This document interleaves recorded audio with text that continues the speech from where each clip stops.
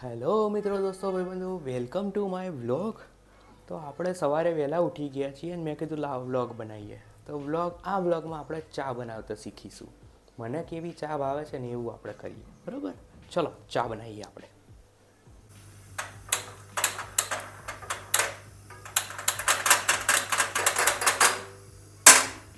ઠોચરું ચાલુ જ નહીં. गजब बेइज्जती है. तड़ा हो गया. ये अच्छा है गाइज, USB चार्जिंग वाળું છે, ટાઈપ સી થી ચાલે. Not bad, not bad. Okay, આપણે ચા બનાવવા માટે લઈશું આધા પોના કપ પાણી. अच्छा. અમુક લોકો છે એ પાણી નથી નાખતા. અમુક લોકો કે અમે એકલા દૂધની ચા બનાવીએ છીએ. મેં એ બી ટ્રાય કરેલો છે, પણ મને પાણી ને દૂધ મિક્સ થાય ને જોડે આદુ ને ફુદીનો ને બધું આવે ને પછી ચાનો ટેસ્ટ સારો આવે છે. ठीक है. તો ના ખાડતા હોય, જે પાણી નાખીને ના બનાવતા, એકવાર ટ્રાય કરજો. ભાઈ મને કહેજો કેવું રહ્યું. 2 ચમ્મચ ચીની.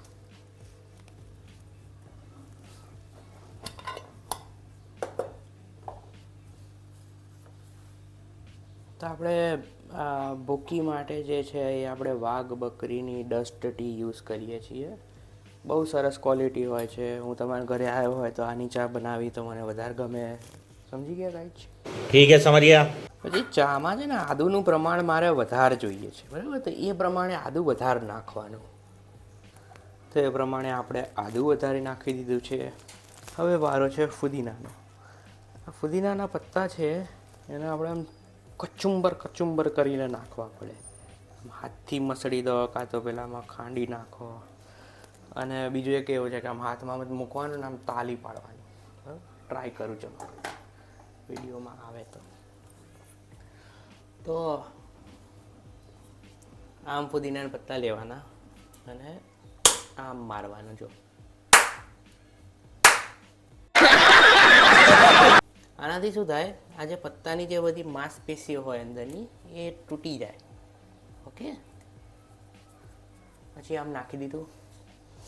સ્મેલ અત્યારથી ચાલુ થઈ ગઈ છે આવવાની મને. લાવ થોડું મિક્સ કરીએ.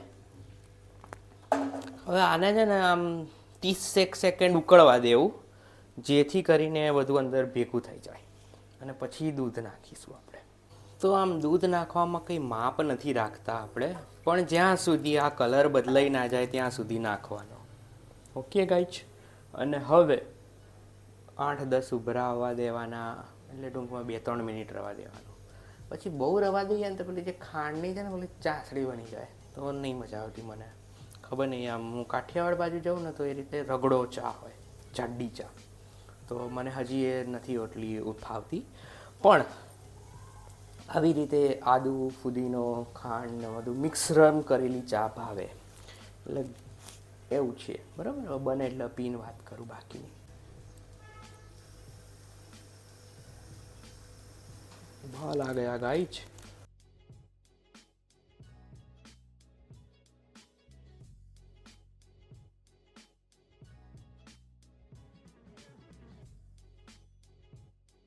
ચાનો કલર બદલી ગયો છે, બરાબર?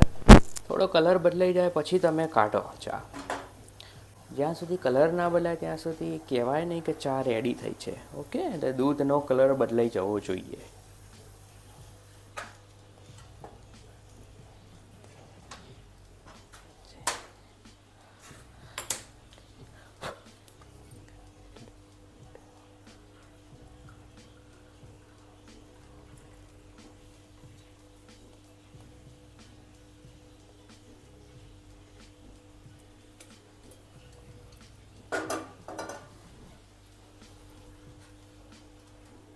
Cheers guys.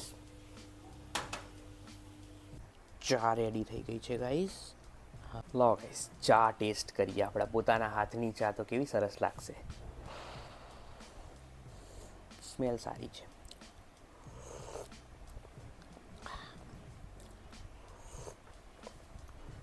આહા, નાઇસ. ચા છે બહુ મસ્ત બની છે. ફુદીનો આદુ કોમ્બિનેશન સરસ આવે છે. તો મેન કેવું છે કે ચાનો ટેસ્ટ છે આમ ધીમે ધીમે આદુ તમારા શરીરમાં આંતરડામાં જતું હોય ફીલ થાય તો તમને લાગે કે ચા પીધી. એટલે બધા અમુક લોકોને કેવું પરસેપ્શન છે કે ભાઈ વિજયને ચા ભાવે છે, જે આ ગમે ત્યાં જાઓ ચાલ દો એટલે એનું કામ થઈ ગયું. ના, ચા સારી હોય તો કામ થઈ ગયું. આદુ જોઈએ, કાં તો ફુદીનો જોઈએ, કાં તો કંઈક ગરમ મસાલો વ્યવસ્થિત નાખીને સારી ચા હોય તો ભાવે છે, બરાબર. એટલે રેન્ડમ નથી ભાવતી, તો તમારે ત્યાં સાચવજો.